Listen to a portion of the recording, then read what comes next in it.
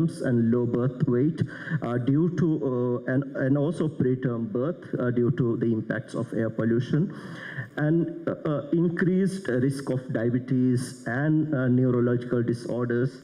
And children are particularly vulnerable, facing risks of reduced lung function, respiratory infections, and aggravated asthma. And household air pollution is also associated with reduced height and weight of age of children in countries in Asia, and increased risk of being underweight and stunted in parts of countries in our region. So it has a huge range of implications when it comes to public health. And of course, we have heard about the being one of the leading causes of death. And it's now considered #1 risk factor for death in our region, suppressing the mortality. If we look at it, it's about 41% of all non-communicable diseases. The deaths in the region are somehow linked to the impacts of air pollution. Now, if we look at the economic loss, the crisis translates into a substantial economic burden for the region, countries of the region.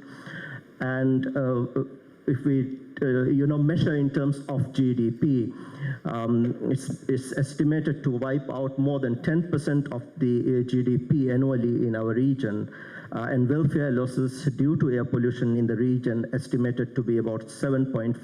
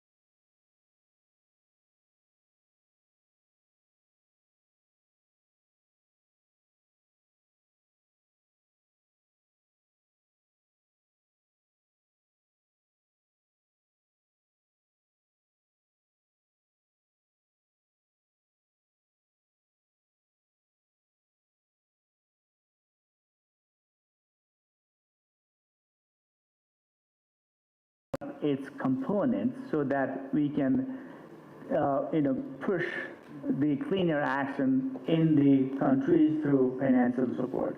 So, Anne, you can have your insight. Great, yeah, thank you so much, and good morning to everyone. It's really an honor to be here, and I really want to thank the government of Nepal and ECMOD also for bringing all of us together to talk about an issue which I would argue is one of the most urgent areas for action in the world, but certainly in this region, right? I mean, I think you've heard that that basically where we are today, what we call the Indo-Gangetic Plain and Himalayan foothills airshed, a single shared body of air that crosses 5 countries, including Nepal, of course, Bhutan, India, Pakistan, and Bangladesh, is home to the worst air quality in the world, right? So it's bad in many places, but it's really, really, really bad here. And if you're one of the 1 billion people who has the luck to be born here, it means that on average you will die 5 years earlier than if you lived somewhere else. And as a development institution, we believe that that is not acceptable and that that is something where action is needed. So I think what I would like to focus a bit on is the how, yeah? And for us, we see this as an absolutely critical multi-sectoral issue, as you said. Getting the focus of governments, of citizens, of broad civil society on why this is so important and what needs to be done to start to tackle these actions is critical. I think these health numbers are important, but they're not the only things that are important. It's also about kids who cognitively, they test worse. On bad pollution days, children do worse on tests, which means you're having like short-term impacts on cognitive ability, right? We don't even know the biodiversity impacts that are coming. We know that they're bad. We know that pollination rates change, right? We know that productivity of plants shifts, but we don't really understand how. So what are we doing as an institution? We have a priority program in this region, which we call this IGPHF, Indo-Gangetic Plain Himalayan Foothills program. And we work at 2 levels, right? First, we work at the regional level because we recognize that the only way to really take action across a shared airshed is to work in all of the countries and jurisdictions. All of our evidence shows that it's cheaper, it's faster, and it's much more efficient to be working across jurisdictions to tackle air quality. So we have to do activities like this to bring together actors across these shared airsheds to work. And ECMOD has been a great partner for us in that. Thank you so much. One of many, I should say, but definitely a leader. And then we also work with each of the countries. We have programs in each of the 5 countries. We're working on lending activities, right? Because that's how we help countries really understand what plans, what actions, what policies, what investments need to be put in place to reduce pollution in those key areas where air quality, air pollution is most impactful. So that means it's not doing everything, right? It means focusing, for example, here in Kathmandu, on the industries that have polluting boilers, polluting furnaces, right? There's only like 1,200 of them in Kathmandu. What can we do with those industries to accelerate the transition of boiler installation from dirty diesel or biomass boilers to clean electric boilers? That is something that we can do in a series of years that will have direct impact on the air quality of Kathmandu. The same is true. It's what we're doing when we're working in Haryana, what we're working in UP, when we're working in Bangladesh and Pakistan. We're tackling the issues that are most important, that create the biggest health risk through air pollution, and we're helping those jurisdictions understand what to target, how to do the cross-sectoral planning, what to invest in, what policies to put in place, how to monitor it, how to enforce it. It's a whole series of actions, but it needs that regional dimension, needs the national dimension, and needs all of us in this room to really speak up and shout and say, this is not okay. I don't want to open the window of my hotel. I haven't been in Kathmandu in years. You open the window. You used to be able to see the mountains, right? You look out now, you see dirty air, right? that is something that we as a community can change, but it takes focusing and putting in place action. Just very quickly to finish, I know you have many people, you asked about the climate finance. Just to say that, climate and air are largely two sides of the same coin, but they're not exactly the same, right? So not every climate action has an air pollution action. Not every air pollution action has a climate benefit, but there's a huge overlap. So by understanding where that overlap is, and then driving down and using climate finance to basically target those air pollution actions, that is how we can have the biggest impact to use that. So thank you very much. Thank you, Ajay. Keeping in mind the time and then the following session on the declaration that we usually start on time. So I'd like to request the rest of the panelists to be very precise on their response. I'd like to have Ramal Burma.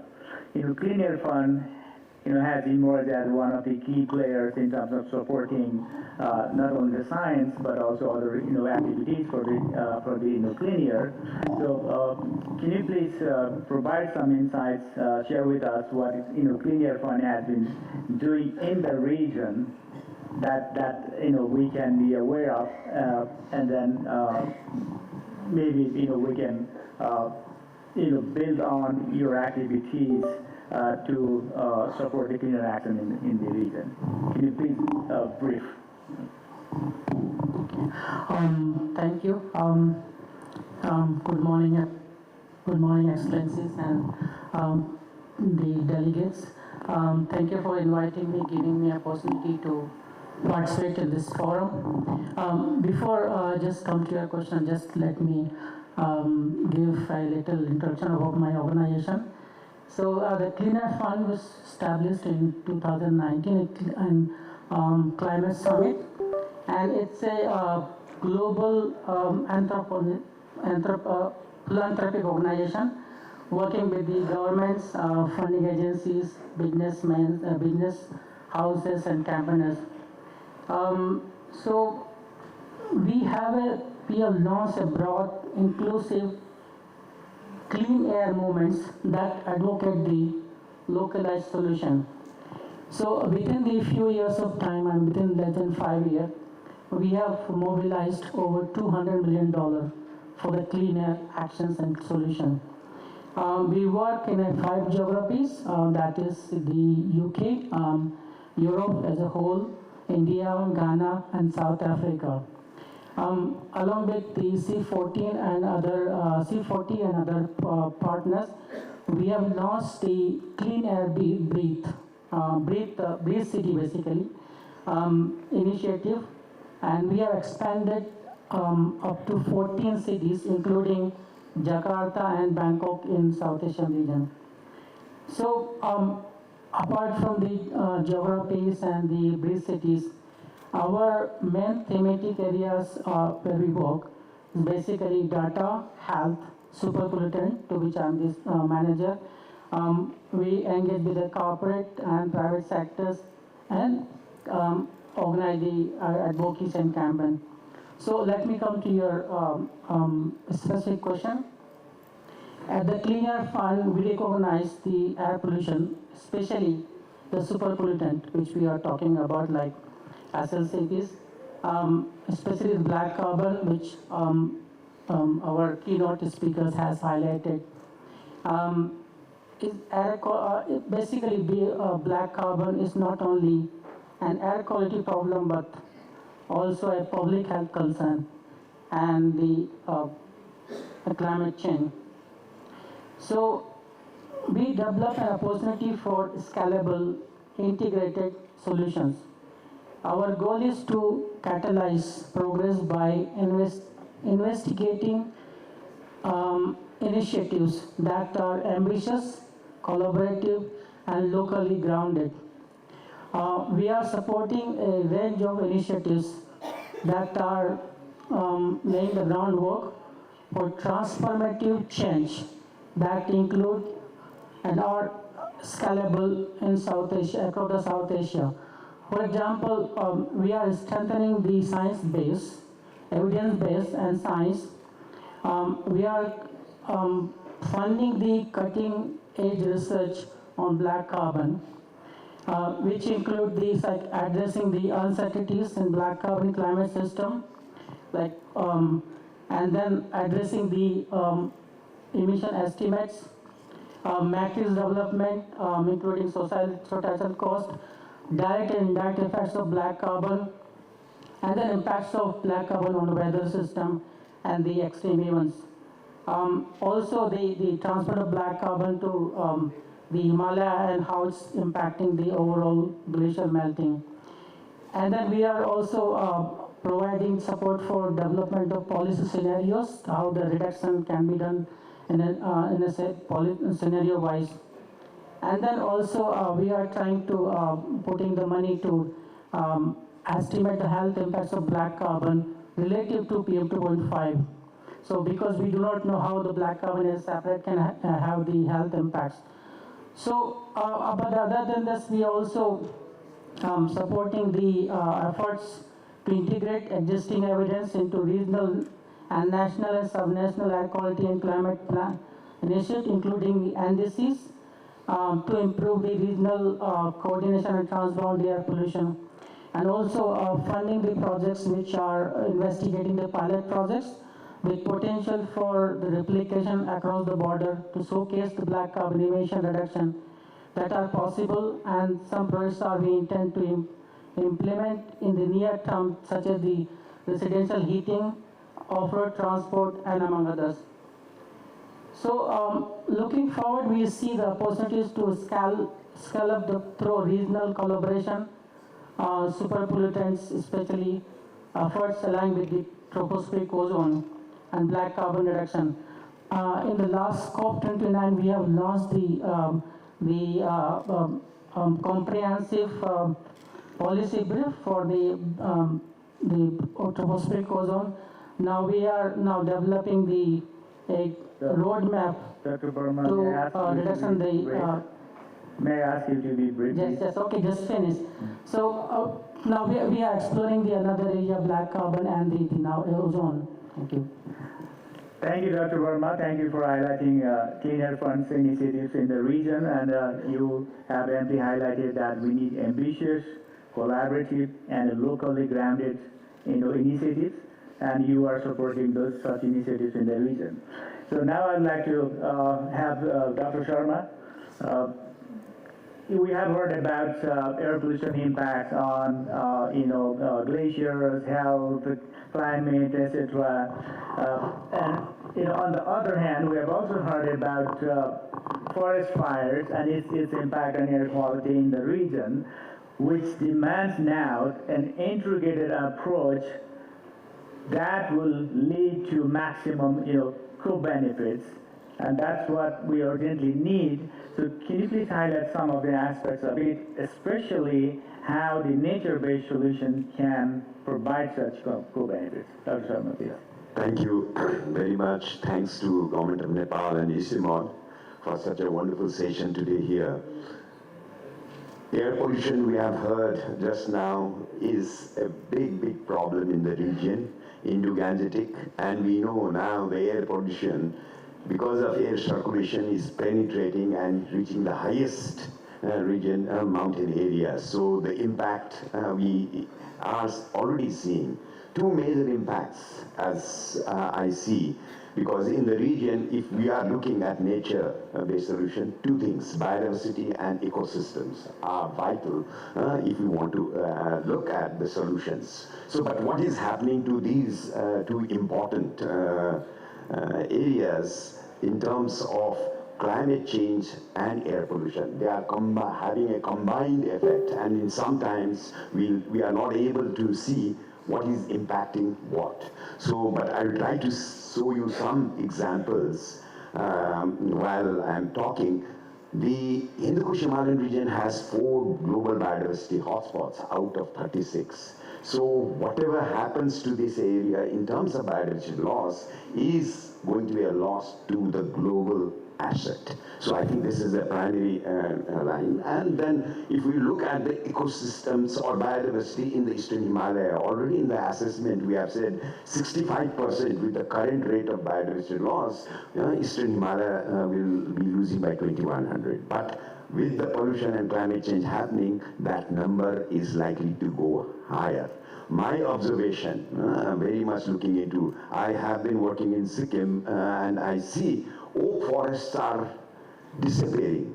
Oak regeneration is not happening.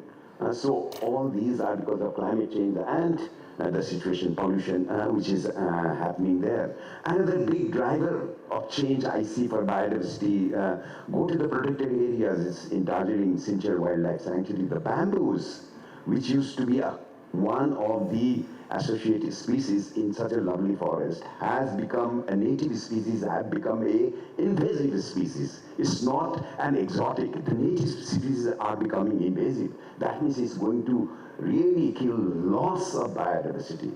So that is a big worry. Another very important point, if we look at, after the long winters when we have first rain, it has lots of acid rains.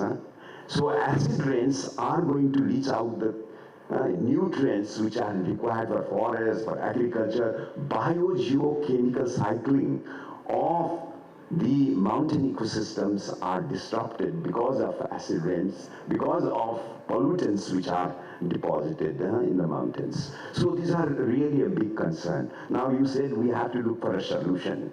So for a solution, good ecosystem management, biodiversity, knowing biodiversity and trying to see their association and richness is very important. But what I feel very much in terms of air pollution, I think we can't have our many monitoring stations everywhere.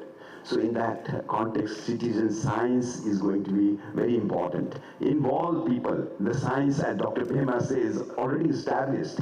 If I have to see air pollutants as indicators, I look at the lichens. I look at smaller organisms, and then I know, okay, which pollutant is here. I can look at the leaf and say, oh, ozone pollution. This is the necrosis because of ozone. So these signs are already available. So with that available science, engage young people, youth, citizens in the mountains, and get that information, and also build their capacity to see. The nature has solution. If I was working a long time ago in a near cement factory and trying to look which species plants are resistant or tolerant for cement dust. And then I could clearly see those species which has more ascorbic acid content is more tolerant. So we know which plants species are going to be tolerant. So in those areas where there is more air pollutants concentrated, we need to bring such plants, species, and plant them, and they can abate those pollutions. So there are many examples. I think from us, we have to look at the nature and see what is there. Nature will itself speak. We have to have good approach of looking at them and looking at the solutions. So that is what I would like to say at this moment, because the topic is so vast, the nature is so vast, I don't know how justice I can do in a very broad way. Thank you very much. Thank you, Dr. Verma. I think you nicely justified this within 5 minutes. Topic is so broad, it needs so much work on it. But you nicely picked up highlighting that the biodiversity in dynamics itself is changing in the changing climate. And one of the things I would like to pick up what you said is the Hindu Kush Himalayan region is actually double hit by the climate, global warming and the climate change, as well as air pollution. So that's why we need to look at both air pollution and climate change at the same time as the two sides of the same coin, like AJ said. So having this information, I would like to bring in Dr. Chengong Jiang. We need integrated science-based solutions. So for that, do we see in the region we still have gaps in the evidence base to make science-informed, integrated solutions to address air pollution and climate change. And with the interest of time, may I ask you to be very, very brief to your response? I'm sorry about that. Okay, but we're running out of okay, time. sure. Yeah, I'm honored to be here to share some points. I think when we talk about science, because we said that in science we believe, and science is also the key things that tell us how to do and what to do, right? So in this region, I think there are 3 points. So the first thing is that we know that this air pollution thing is kind of reach to every aspects. So I think about climate change, disasters, and also human health, and also economy, and also urban planning. So I think first thing is we need to bring multiple different aspects of science together, to work together, to know these air pollution issues. So the second thing is that I think because here we're addressing this air pollution, we need data. And we're not only data to tell about our truth, but also tell what we are doing is correct. So it's kind of mirrors, right? So the last thing is that I think we need cooperation. We need to share experiments. We know that many countries, so dated back in 1950s, so in London, like in Japan, and in US, and most recently in China, we already have the experience to address these air pollution things, very effectively. So that's a lot of experiments and also science generation. So I think we also need this science exchange and experience exchange. I think these are 3 points I want to share. Thank you. Thank you, Dr. Zhao. Very precisely highlighting, we need to have a collaboration on science exchange, experience exchange, learning from the good examples, like we highlighted what happened in China over the last decade or so. So there are definitely places where we can learn from. With regards to air pollution, like several of our panelists said, that the air pollution doesn't respect any administrative or the national boundaries, whether it is within the nation or outside the nation. It doesn't need any passport. I think some of us highlighted that. So that requires regional cooperation, because if you look at our region, controlling local air pollution is necessary, but it is not sufficient as we have the transboundary air pollution in the region, whether it's within the nation or coming from outside the nation. So with having this information as a background, I would like to get Sonam Tashi to get his insights and from your perspectives, especially from Bhutan with a small local pollution, but how can South Asian countries can strengthen regional collaboration to have joint initiatives to control air pollution in the region? Thank you, Doctor. I think I'm intellectually challenged since a lot of things have been mentioned already. So, jokes aside, no, I think, let me put it this way, let me rephrase if I may take the liberty. I think one, in terms of collaboration, is quite certain, right? We've heard speakers after speakers, and throughout the last 2 days, people mentioning of collaboration, data sharing. We have to rise above our political pettiness, if I may use the platform to be of free speech over here right now. So I think that's a given fact. But I think what I would like to point out is, see, my country's context and why for us this kind of cooperation is important is in 2018 to 20, IIT, the Indian Institute of Technology, Delhi, and the Tsinghua University of China, I mean, 2 reputed tech institutions in this country, and from what I'm going to say, so both my north and south neighbors can't dispute these, this is research coming from them, is about the impact of transboundary pollution in our region, and then they focused on Bhutan, that study. And there it shows that, and this was a good wake-up call for many Bhutanese out of our stupor that we were high up in the Himalayas protected by forests, just to realize that we can't separate ourselves from the region's problems. So it was interesting in terms of where these 2 universities were mentioning that pollution in Thimphu was about 3 times the WHO average, the micrograms, and then interestingly, post-monsoon, pre-monsoon, during the wet season also, that only about 40% of the time we were within the WHO standards, and in winter there was no days where in Thimphu we were, in a 24-hour period, we were way above the WHO 10 microgram standards and all. So this is interesting about how transboundary emissions, how it takes place. And then this really brings us to a lot of things on when you talk about cooperation, okay? I mean, besides all this cooperation, dialogue, platform and all, what I just want to highlight is that while we work with, to support each country within the region, we also need to look into the economic dimensions of this. transboundary pollution emissions, which I think one of our speakers just before me was mentioning about the multidisciplinary approach, the multi-sector approach we have to take. It has to go beyond the Ministry of Health, which is true, because when we look at air pollution, we just can't see it as an environmental issue alone. It's also about the economy, right? And it brings us to the question of the economy versus ecology debate, how do you manage this air pollution without affecting our industrial competitiveness? How can we cooperate without really affecting, the livelihoods of people? Because at the end, the pollution is just not coming out of thin air. It's not a magical wand of Harry Potter. There are economic activities, right? Say vehicle emissions, which I think, say in Thimphu, in Kathmandu, in all our cities, it's the biggest source of emissions. But we must also look at the progress that this is being made. Right? It's a wrong indicator I'm trying to advocate, but then we have to see how can we all cooperate, can we have common vehicular standards? Likewise, in industries and all, take our own country, thanks to some of the oil refineries next to us, in some parts, we do have transboundary emissions that this is indicated, and it's a wrong indicator. So my country, not free of it, we have our own heavy industries. So this is where, again, we need to cooperate not just on health and environment, but also see how in the trade and industry sector, how do we deal with all this? I've heard about short-lived climate pollutants, IPCC gentlemen, and then others were mentioning also.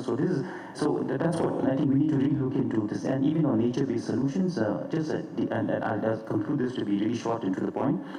The World Bank Country Economic Environment Analysis did a study, say for Bhutan, saying that we generate about $15 billion worth of environmental services for the region, and half of it is actually not used by Bhutanese but by the region. So these are important studies to know about this, and it could be the same for Nepal, with a much higher environmental services now. But what I'm trying to point out is that we have to have an integrated approach to dealing with all this, and acknowledge that even nature-based solutions, they need some financing, whether we use the markets to do it or whether it's through whatever traditional sources of financing. But we have to look into all this, to deal with the transboundary nature pollution that we have. So I'll just stop here for now.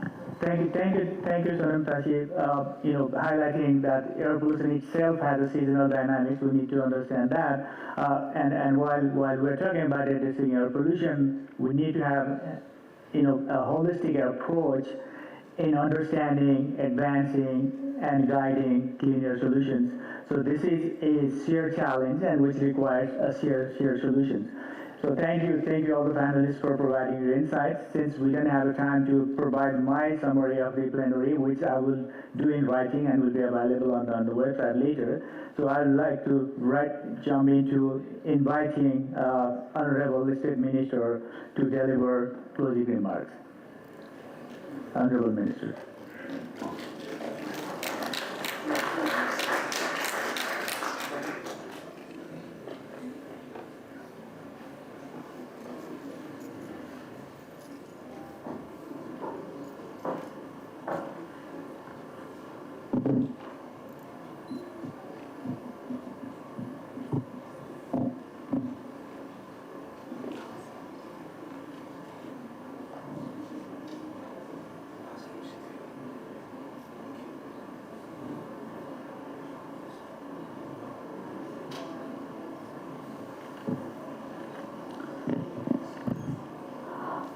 Thank you so much,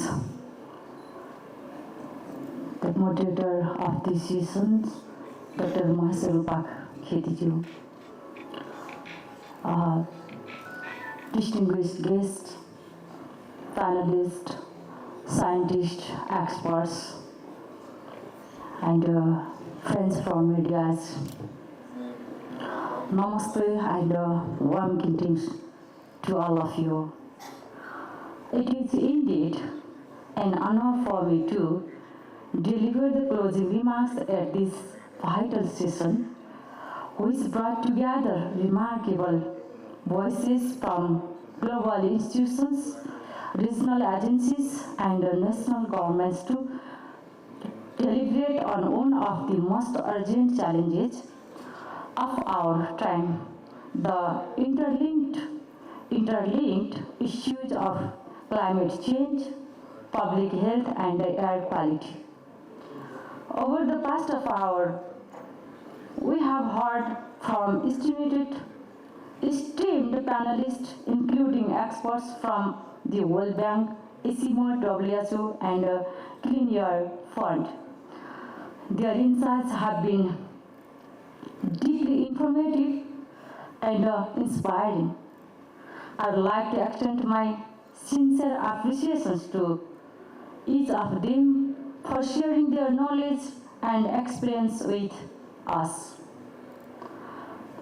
The discussions today made it clear that we must adopt integrated and cross-sectoral approaches to tackle environmental and health challenges.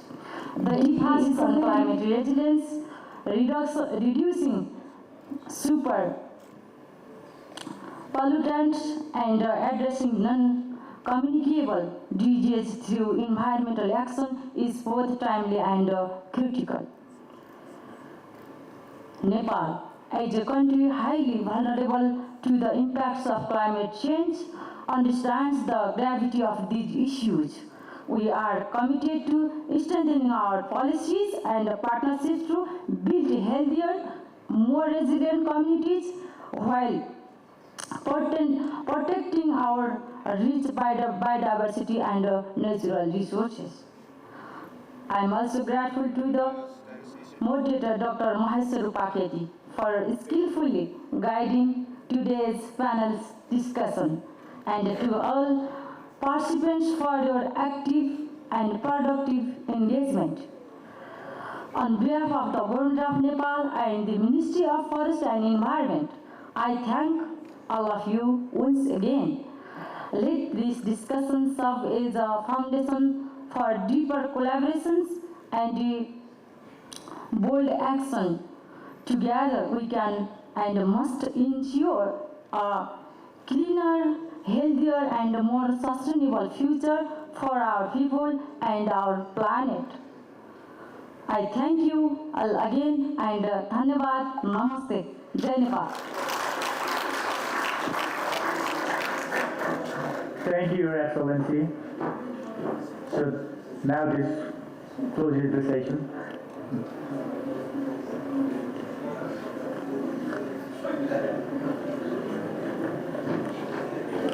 Very much wonderful session. Very good. Thank you. Hello everyone. If I may request everyone to kindly remain seated still. Thank you all to our speakers for your insightful contributions. But before we close, we would like to take a moment to honor our panel for their time and expertise with a token of appreciation. So may I kindly request Honorable Ms. Rupa B.K.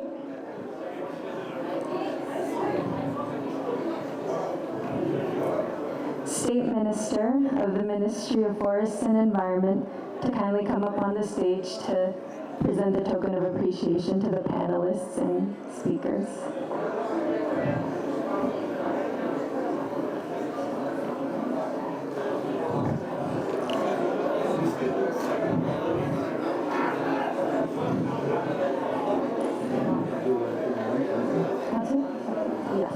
May I request Honorable Rupa B.K., State Minister, to kindly present a token of appreciation to our moderator for the session, Dr. Maheshwar Rupaketi.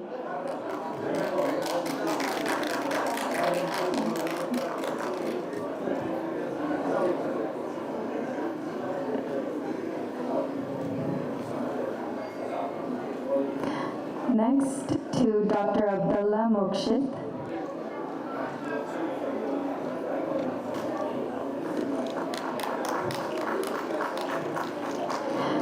Then to Dr. Pema Gyamsho.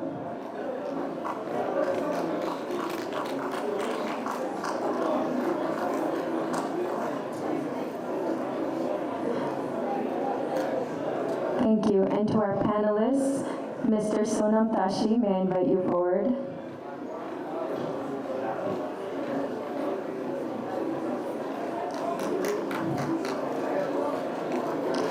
Mr. Eklavya Sharma.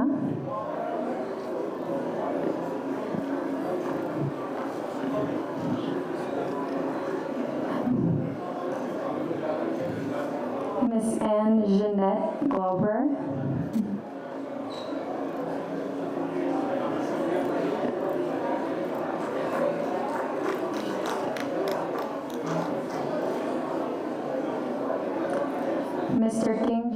Tong.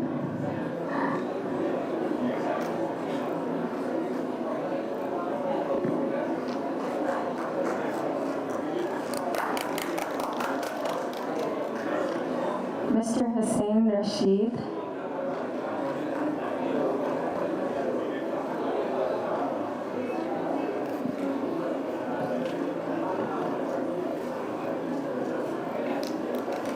And Mr. Ramlal Verma.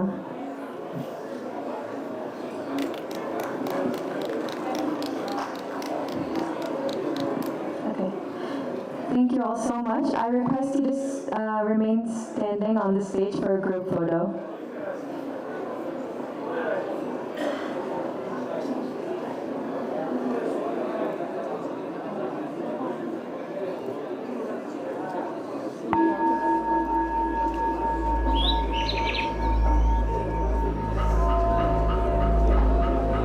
Nepal, home to the Himalayas, the sacred birthplace of Gautam Buddha, a timeless source of wisdom for the world. Here stands Sagarmatha, Mount Everest, the pinnacle of the earth, a symbol of hope, perseverance, and strength. For centuries, this land has believed in the power of dialogue. Today, as humanity faces unprecedented challenges,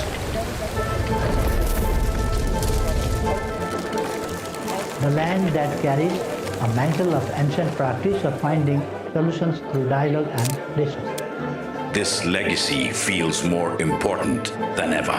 The world needs hope, action, resilience, and above all, the world needs dialogue.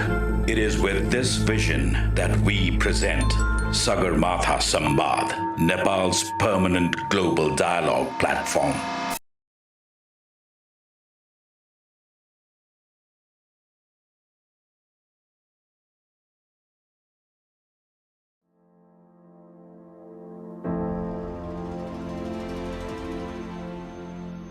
Mountains, the water towers of our world. For centuries, these glaciers and snow have fed rivers that sustain billions of living beings. Nepal is home to 8 of the tallest mountains in the world, including Sagarmatha, our Everest. These peaks form the heart of the Hindu Kush Himalaya, the third pole. This region is home to 270 million who are dependent on water from these mountains.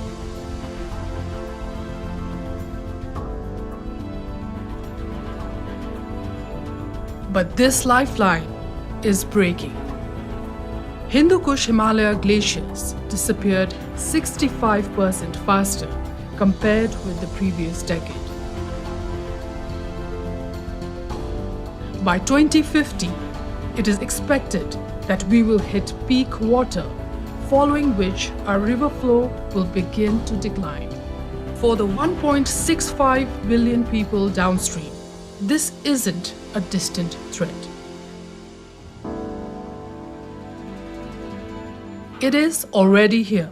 The transformation is happening at a rapid pace and scale. Glaciers vanishing before our eyes, devastating floods, decline in crop productivity, families displaced, hazardous levels of air pollution. Just in Nepal, in 2024, 250 lives were lost to floods triggered by torrential rains in Kathmandu. A glacial lake outburst flood in Thame erased an entire village.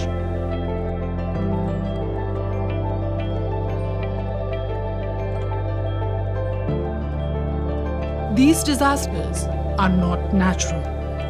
They are climate-driven, and the science is clear.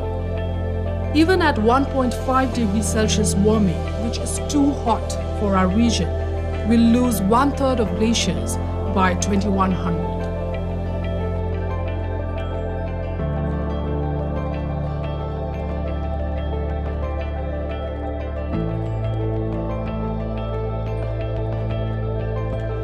Nepal is on the front lines of the climate crisis. This is climate injustice, unequal and loaded against countries like ours, which have non-significant contributions to global emissions. But our commitment to fighting the climate crisis is unwavering. Nepal has preserved 45% forest cover. 24% of our land is under protected areas, and much of our farming is by default nature-based. Our glacier and snow-fed rivers provide vital ecosystem services to millions downstream. Yet, we are among the hardest hit by climate change.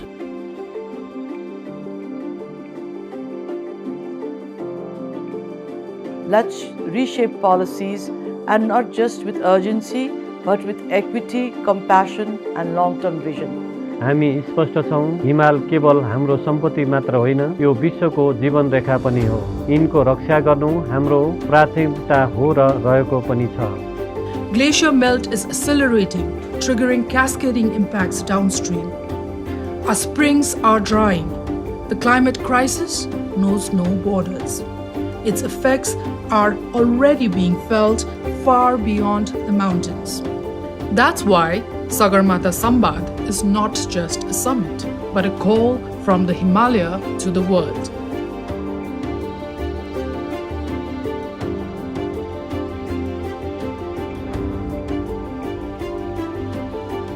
We urge global leaders, scientists, and frontline communities to join hands to demand adaptation and loss and damage financing for the most impacted, like us, and to accelerate the phase-out of fossil fuels in favor of clean, renewable energy. Regional and global cooperation is not a choice, it is a necessity. Climate justice is non-negotiable, and we must act together before it is too late.